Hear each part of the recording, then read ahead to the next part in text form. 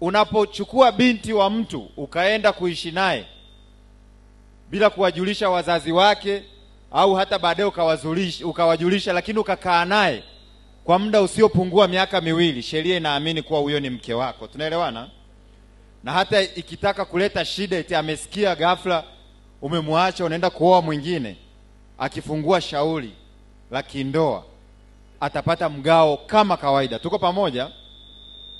Na ni kosa pia kumahidi binti wa watu kwamba utamuoa alafu usimuoe. Promise to marry.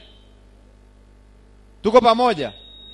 Unamwahidi mtu utamuoa alafu ghafla anasikia umetangaza ndoa mkoa mwingine.